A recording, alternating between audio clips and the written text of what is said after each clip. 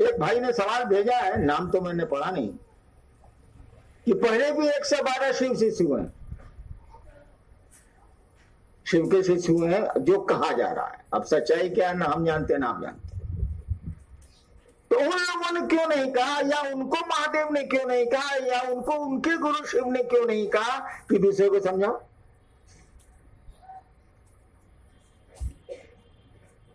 सवाल है। हाँ, वो तो ध्यान नहीं दिया है, लेकिन है सवाल बड़ा सुंदर है। लेकिन कोई भी काम तो वक्त के अनुसार न होगा। आप बारिश में पहले हम लोगों का कौन एक नक्षत्र चलता था, हथिया, उसके पहले हम लोग आलू, चावल, माचिस, मोमबत्ती सब घर में इकट्ठा कर लेते थे। कुछ याद है? बुजुर्गों को याद होगा। ताकि निकल नहीं पाएंगे, बाजार बंद हो जाएंगे, बारिश होती रहेगी। हथिया में, हथिया का पहले ही हो जाता है 15 दिन खाती। आज कोई व्यवस्था करते हैं आप? बचपन में माँ तार का पंखा होंकते होंकते अपने बच्चे को थक हाथ दुख जाता था, सो जाती थी, और पंखा वहीं गिर जाता था। आज तार के पंखे हैं क्या? बड़ी मुश्किल से खोजिए तो बाजार में मिल जाएंगे, नहीं भी मिलेंगे। जरूरत खत्म हो गई। और 8वीं क्लास के बच्चे को आज कंप्यूटर लैपटॉप नहीं दीजिए तो क्या परिणाम होगा? हल्ला का घर में और क्या? क्योंकि स्कूल में उसको पढ़ाया जाता है, शिक्षक उसको उस यंत्र पर पढ़ने का तरीका बताते हैं, सुविधा बताते हैं। और आप कहिएगा कि हरिनारायण जी, जब आप पहला क्लास दूसरा क्लास में पूर्णिया में थे तो काहे बाबूजी एक थप्पड़ देते थे कि वो करवा तू बर्बाद, कागज सिलेट पेंसिल लोगे। हाँ, मैं पिटाया हूं बाबूजी अफसर थे जिला के, मैं बच्चा था, कागज की कमी नहीं थी, जो ही कागज था ऑफिस में भी, डेरा में भी ऑफिस रहता, मैं ज्यादातर कागज खींच लेता था, उस पर अवाट भवाट ये वो जो गुजारिश कर। बाबूजी आते देखते इतना कागज कौन रंगीन किया है, सादा कागज बर्बाद करता है, मालूम हो जाए एक को तो हम थे ही बानर। दूध था, स्लेट पेन से पहले लिखा होता, पोस्ट दीजिएगा फिर लिखाएगा, पोस्ट दीजिएगा फिर लिखाएगा। आज बच्चे को आप कहिए तो जरा स्लेट पेंसिल लाओ, कहेगा पापा लैपटॉप तो है। ये क्या होता है? Slate pencil. वक्त बदला, चीजें बदली। और हमेशा याद रखिएगा इस बात को कि प्रकृति कोई अनावश्यक कार्य नहीं करती है। प्रकृति, अंग्रेजी बोलते गड़बड़ नहीं, समझ रहे हैं ना? प्रकृति कोई अनावश्यक कार्य नहीं करती है। तो प्रकृति का संचालक जो पुरुष होता है, जिसको परमात्मा कहते हैं, तो प्रकृति का संचालक जो होता है वो कैसे अनावश्यक काम करेगा? उसकी मशीन कोई अनकॉजल काम ही नहीं करती है, अकारण कोई काम ही नहीं करती है, तो मशीन मैन कैसे करेगा? जब प्रकृति अनावश्यक कोई कार्य नहीं करती है तो उसका संचालक पुरुष। नारायण शब्द का अर्थ बताइए।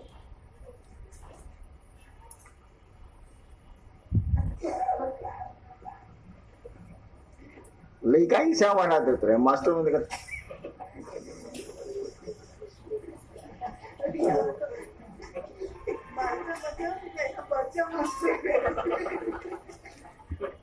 नारायण शब्द है ना, ओम जय शिव ओंकार, उसमें भी है नारायण का, हर जगह नारायण। नारायण शब्द का अर्थ जानते हैं? हिंदी का कौन विद्वान यहां बैठा है? नारायण का संधि विच्छेद करो। आए नरजोर, ठीक है, नरजोर अयण, ठीक है। माने बताइए।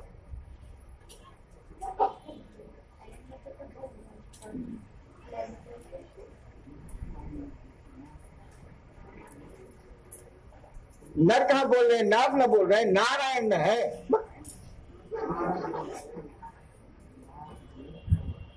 नार जोर अयण नारायण। नार का 3 अर्थ होता है। नार माने नारी, औरत, चलत नार, पढ़वे की कविता। दूसरा अर्थ होता है प्रकृति, नेचर।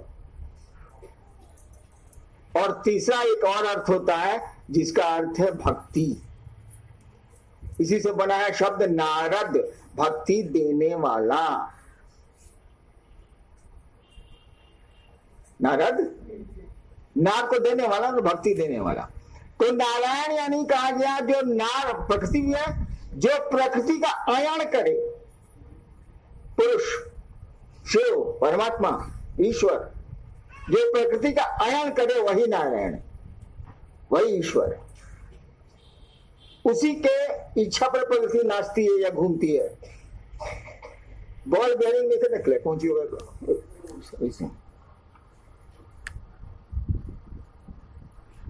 तो जब नार अनावश्यक काम नहीं करती है, यानी प्रकृति अनावश्यक कार्य नहीं करती है, तो नारायण कैसे करेगा?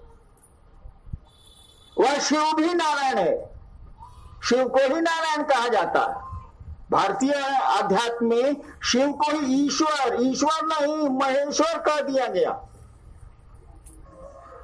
अगर ईश्वर के ऊपर भी कुछ होता हो तब भी शब्द इस्तेमाल किया गया भारतीय आध्यात्म में महेश्वर शिव को।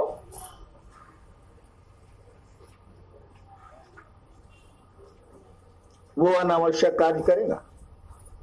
अरे जरूरत नहीं थी अपने 112 120, लिंग पुराण 120 बोलता है। जरूरत नहीं होगी तो उतने उन शिष्यों को उसने कुछ कहा ही नहीं कि तुम दूसरों को बताओ कि मैं गुरु हूं, मैं शिष्य उनका हो सकता हूं। हालांकि वो जानते थे। शिव का शिष्य का तो जानता है सबका जगत गुरु है, सबका नहीं है। हम लोग कहते हैं जिस आदमी पूछते हैं उन्होंने पूछता है। जरूरत ही नहीं। उस समय सदगुरु अच्छे थे, गुरु अच्छे थे, जरूरत नहीं। मैंने हमको जो लगता है, मेरे दिमाग में जो लगा है वैसे। अब आप कहेगा कि आज पानी का है पौड़ल, रख के जवाब दी बोली। आज आंधी का है आगोइल, आए बाल तो हम का तो नहीं डाल तो एक जवाब कौन छिपा नहीं। कुछ चीजों के उत्तर नहीं हो सकते। उत्तर हमको आपको मालूम नहीं, इसीलिए वो नहीं हो सकते। हम ही लोग से पूछे, आदमी से पूछ रहे तो बोलेगा नहीं हमको नहीं मालूम। तो पहले के शिव शिष्यों ने शिव को गुरु मानने की बात क्यों नहीं कही? ये तो बेटा दे लो। इसका तो सीधा उत्तर होगा, ये बात उनसे पूछिए भाई साहब। हमसे पूछते हैं कि आपने क्यों कहा, तो बता दीजिए इसमें गलती कहां है, इसके परिणाम गलत कहां है, प्रमाणित कर दीजिए।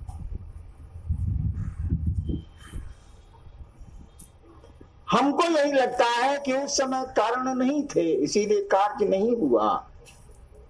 अब लगता है कि कारण होंगे, इसीलिए ये कार्य शुरू हुआ। नहीं, अब मंडक सर की बात जो ही बोल रहे थे, सो रहे हैं इसीलिए इनका नाम लिया। इन्होंने कहा कि शिव शिष्यों को ऐसा करना है वैसा करना है। मैं मंडल सर से पूछना चाहता हूं कि 108 बार नमः शिवाय का जप तो शिष्यानुभूति में भी लिखा हुआ है। फिर ये भी लिखा हुआ है कि शिव शिष्य अपने गुरु को, जो आप सुनील या कालम बोलेंगे तो उतरवा पकड़ा जाएगा मेरा। तब बोल थोड़ा बोल। तो ये 108 बार के बाद ये आप जो कह रहे हैं कि आप अजपा जब से प्रणाम करिए, कि घोर मठा कह कर रहे हैं आप। पहले ही कहते थे दोनों करिए, और हमें कहा हुआ, तो फिर दोनों में अंतर क्या हुआ?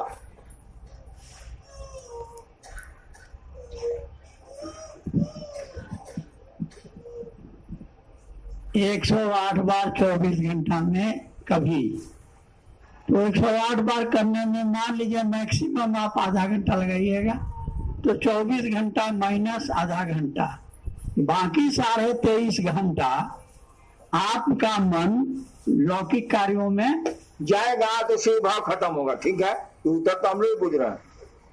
लेकिन जब आप उसी नमः शिवाय को देखिए, शिष्यानुभूति इसमें एकदम स्पष्ट है। हाँ, नमः शिवाय इसमें कुछ नहीं बोलती है वो, आपके तर्क पर कुछ नहीं बोलती है वो। शिष्यानुभूति कहती है कि शिव गुरु को, या बच्चे को घुमा दो बाबू,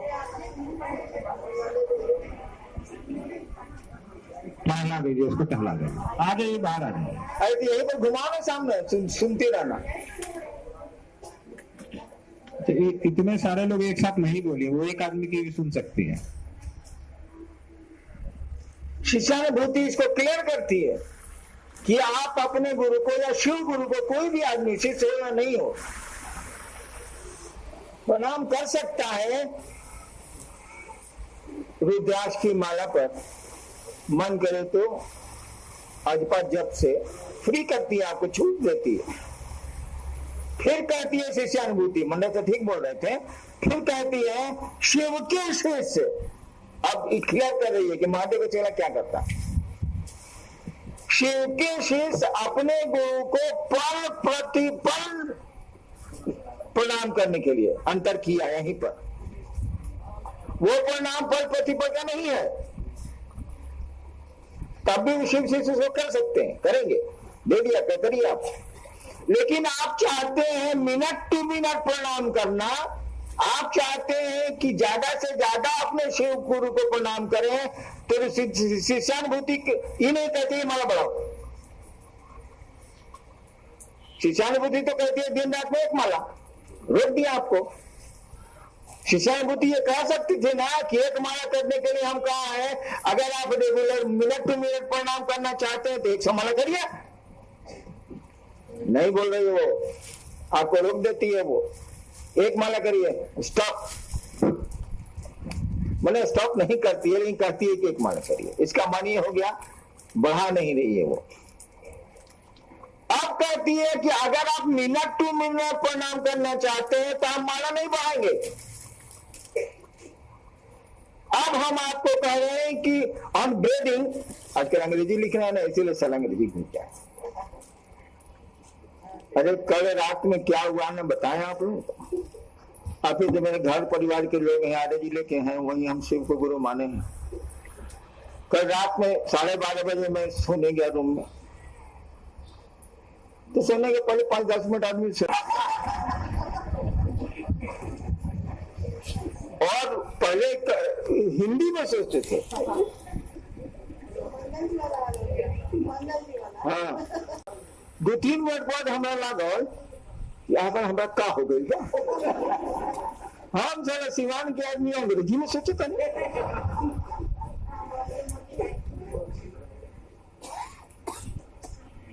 मैं सही बात बोल रहा हूँ। सुबह उठते उठते हम मंडल जी को कहा, अंग्रेजी में सोचते थे और हिंदी में सोचते थे। सच्चे बोले हैं, बोले उठते 8 बजे बोले हैं कि मंडल से देखिए ना, हमको क्या हो गया। बोले क्या, सीरियस हो गई? बोले क्या, देखिए ना चल, रात में हम गए बिछौना पर, तो सोच रहे थे, और बात सोचते हैं ना, क्या महादेव का थॉट आ रहा, अंग्रेजी में आ रहा है। थोड़ा देर के बाद हमको लगा हाँ अंग्रेजी में आ रही है।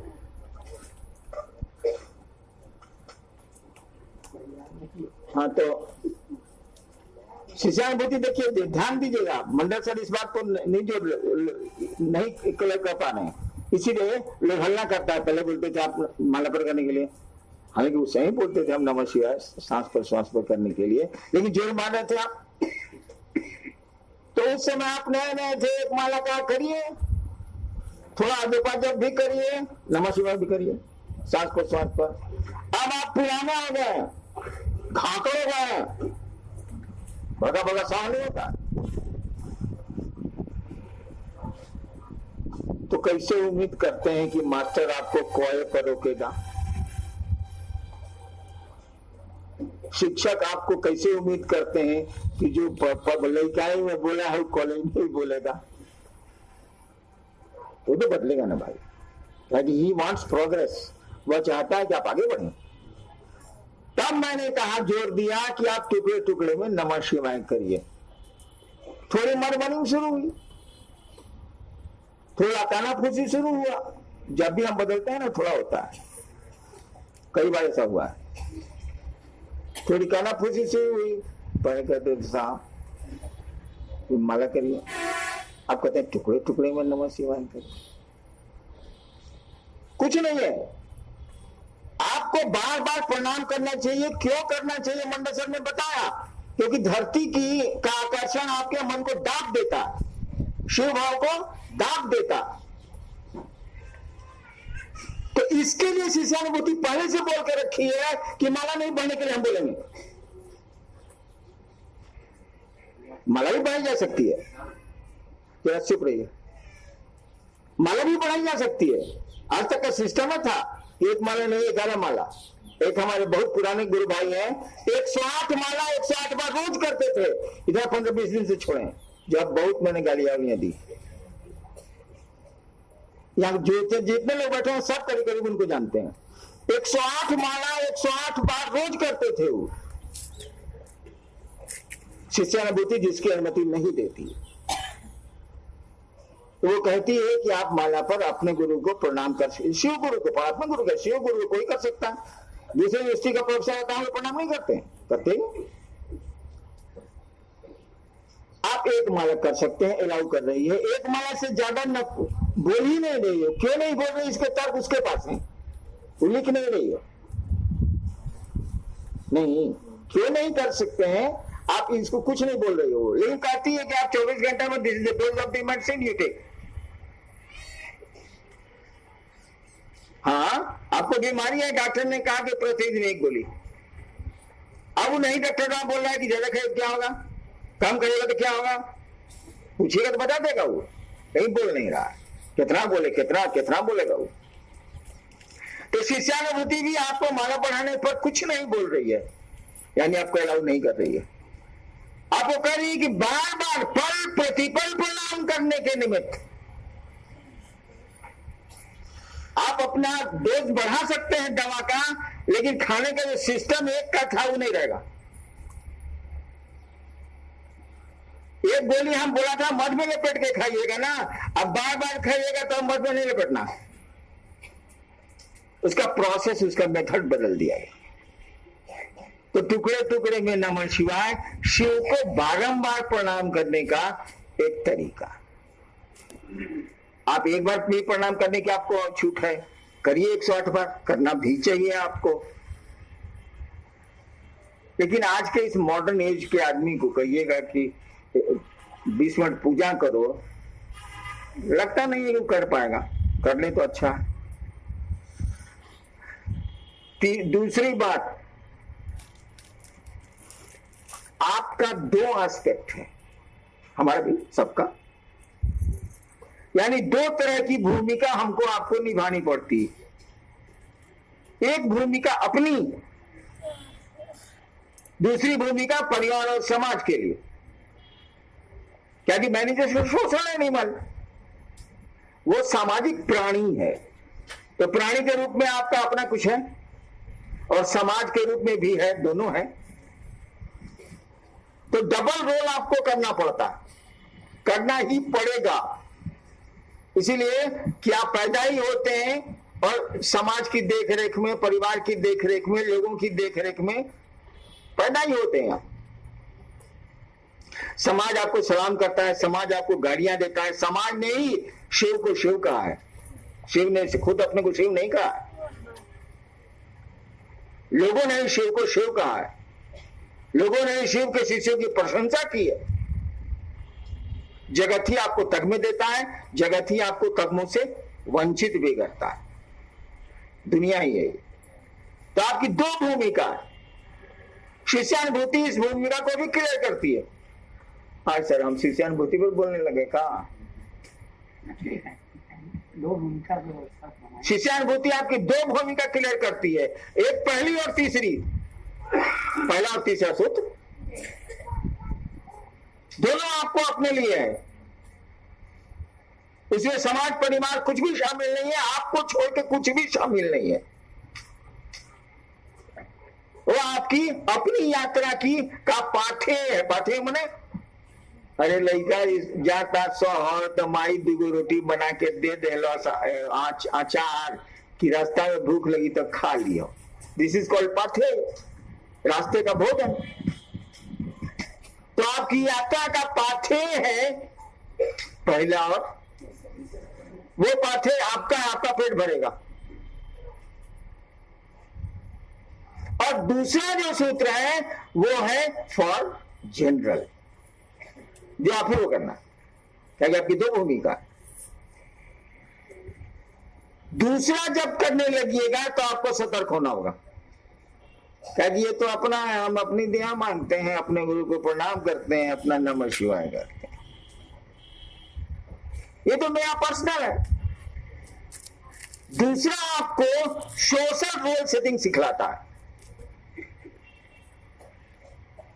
रोल सेटिंग कहते हैं जैसे कि आपकी बेटी ने आपको कहा पापा रांची से आए, आप बोले थे आपको फलना कैडबरी लाने के लिए लाए, तब तक वाइफ ने कहा आगे नहीं नाच के रांची से। तब तक माई ने कहा काम धाम मत करियो, खाली सीख जैसे करियो। तब तक बाप ने कहा ए लेटरिन में पानी रख। अब बताइए, जिस तरह से बीवी को उत्तर दीजिएगा उस तरह से बेटे को तो नहीं दीजिएगा। जिस तरह से बाप को उत्तर दीजिएगा उस तरह से अपने बेटे को उत्तर नहीं दीजिएगा, अपनी बहन को उत्तर नहीं दीजिएगा, अपनी बेटी को उत्तर नहीं दीजिएगा। इसको कहते हैं रोल सेटिंग। यह शिव के साथ भी है, ईश्वर के साथ भी यही है। महादेव को प्रणाम करिए कि आप मेरे गुरु हैं, वो गुरु हो जाएंगे। महादेव को प्रणाम करिए आप महाकाल हैं, महाकाल हो जाएंगे। महादेव को प्रणाम करिए आप मृत्युंजय हैं, मृत्युंजय हो जाएंगे। महादेव को प्रणाम करिए कि आप महादेव हैं, सबसे ज्यादा देते हैं, महादेव है वही वो सत्ता, कुछ नहीं बदला उसमें। हमको आपने कहा जरा गाड़ी चला दीजिए तो मैं ड्राइवर बन गया। हमको आपने कहा कि जरा भोजन करा दीजिए तो मैं भोजन करा रहा हूँ। मुझको आपने कहा कि जरा अंग्रेजियां ठीक कर दीजिए तो फिर मैं दूसरा काम कर रहा हूं। है तो वही आदमी वो। तो आपके गुरु ने दो रोल आपको दिए, क्योंकि दो रोल आप करते ही करते हैं, आपको करना पड़ता ही पड़ता है। एक आपकी अपनी यात्रा का पाथे ही दिया उसने। अपनी यात्रा में भूख लगे और जरूरत हो, ऊर्जा की जरूरत पड़ती है, खाना दिया आपको उसने कि तुम स्वस्थ रहोगे तभी न किसी को कुछ कर सको।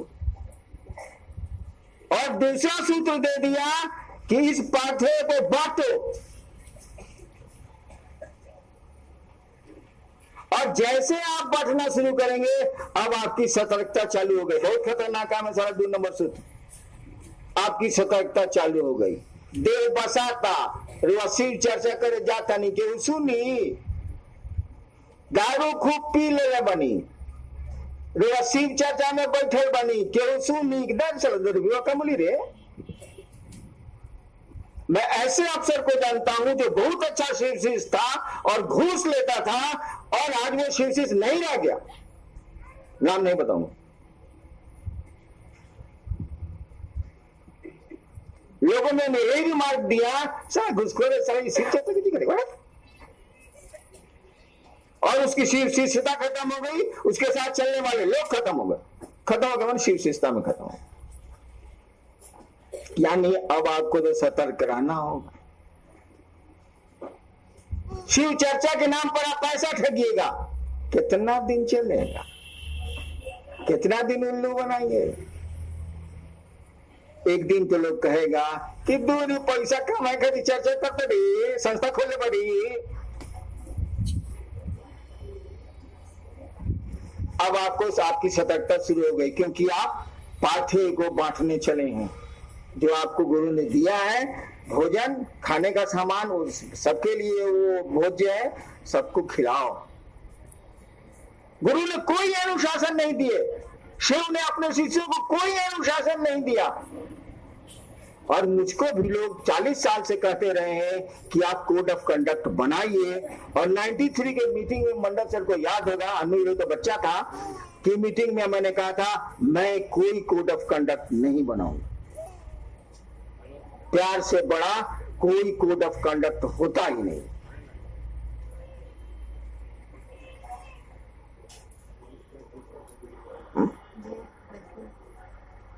अब आपकी सतर्कता शुरू हो गई और गुरु ने कुछ नहीं कहा।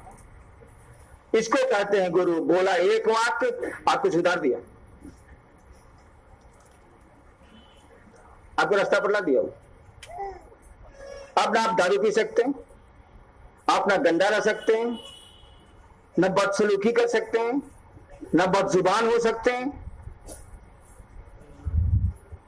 कुछ भी नहीं हो सकते आप, क्योंकि तब ये पाथे बांटिएगा किसको, लिपे नहीं करेगा। क्या कैसा ये अपने को भावना कर दी रही है।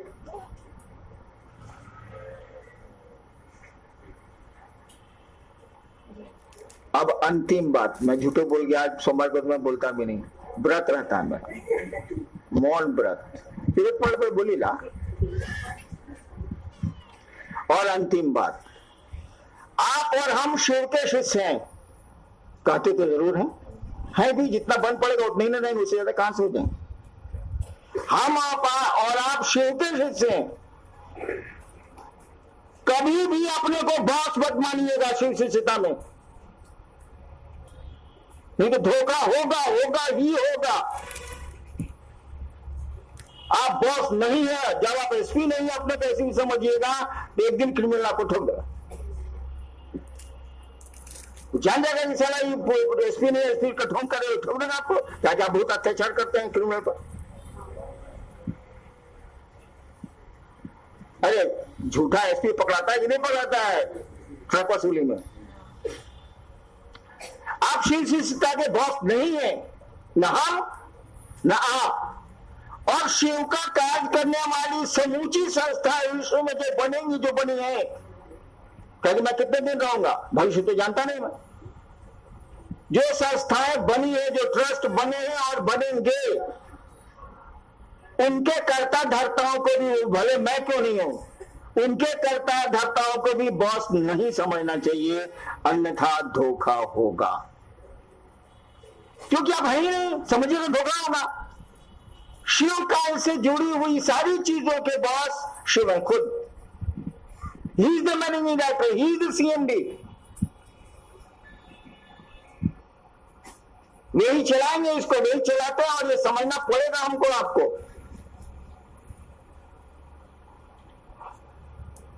केहू के नहीं कॉले खाली आया के कहते हैं घर के मामला बा, घर में जो बतिया जाला बाहर ननु बतिया जाला।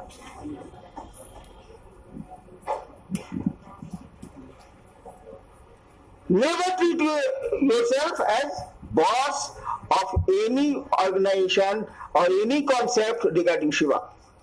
वो मरा नहीं है, वो गुरु जिंदा है, और जब तक वो जिंदा है उससे रिलेटेड सारी चीजों पर उसकी नजर है।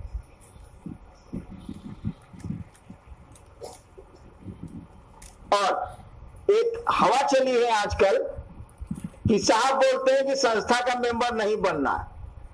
ये मैं बोल के जेल जाऊंगा क्या? कानून कहता है कि संस्थाएं मेंबर बनाएंगी, संस्थाएं दान लेंगी, और मैं बोलूं कि दान नहीं दे रहा है, साला क्रिमिनल कैसे जाएगा हम पर? मैं ऐसा कभी नहीं बोलता। मेरे नाम पर आपको बहुत कुछ लोग बोलते होंगे, कृपया हमसे पूछ लिया कीजिए, या यहाँ आते हैं तो मुंह खोल के बोलिए कि सर आपके बारे में या इस बारे में लोग ऐसा कहते हैं, हमको क्या करना चाहिए, मैं बता दूंगा। तो आप तो बोलते हैं गुड़ खाता है, अरे मुड़ी तो खाता है, अरे क्या कहीं फला ही बोलता मार बढ़नी रे।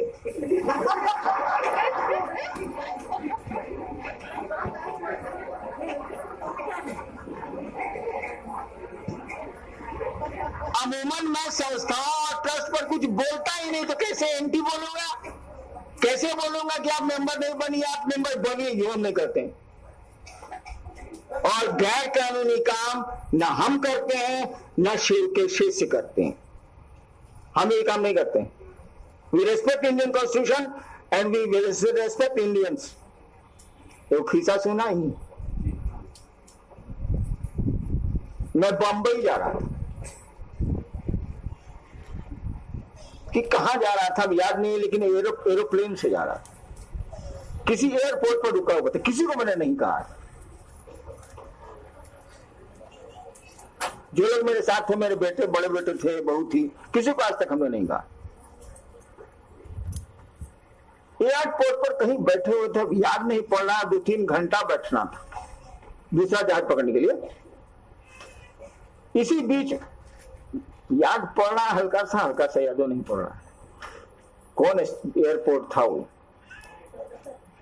ना, बहुत भीड़ थी एयरपोर्ट पर, पूरा भरा हुआ था। नहीं अनु थे मेरे साथ, था बरखा भी थी। मैं बाथरूम गया, एयरपोर्ट के वॉशरूम, कोई नहीं था वॉशरूम में।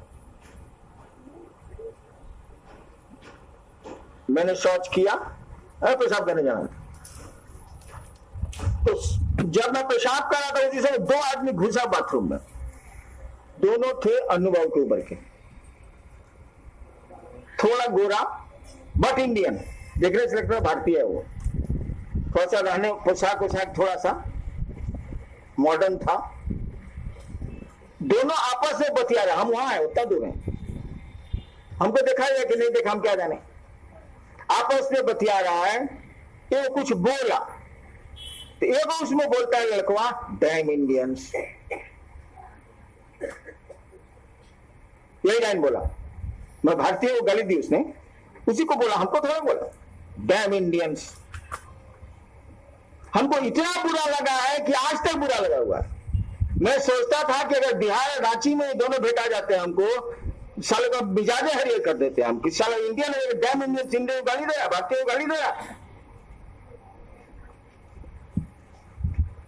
हमको लगा कि इस देश की क्या स्थिति है नौजवानों की, कि इस देश के नौजवान इंडियंस को गाली दे रहे हैं। डैम इंडियंस का माने क्या हुआ? धिक्कार है भारतीयों को। हम लोग ऐसा पाठ नहीं पढ़ाते हैं, हम लोग अपने देश और देशवासियों की इज्जत करते हैं। इतना मॉडर्न हम लोग नहीं हो गए कि इंडियंस को गाली दें, और गाली देने वाले को भी बर्दाश्त हम लोग करना नहीं चाहते। और ये कहानी मुझको इतनी बुरी लगी कि हमने किसी को कहा ही नहीं।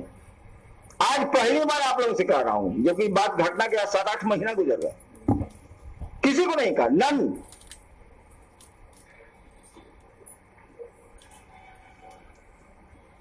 तो संस्था और न्यास पर तो मैं कुछ बोलता ही नहीं।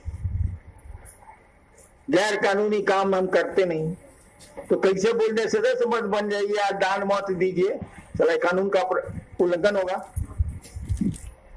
हाँ, ये जरूर कहता हूं कि शिव का शिष्य होने के लिए आपको किसी संस्था, किसी न्यास, किसी ऑर्गेनाइजेशन, किसी की भी शिष्यता की जरूरत नहीं है।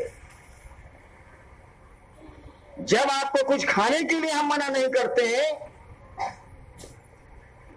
कुछ करने के लिए नहीं कहते हैं, केवल 3 सूत्र कहते हैं, तब कैसे कह दें हम आपको कि शिव शिष्य बनने के लिए पहले 500 रुपया था?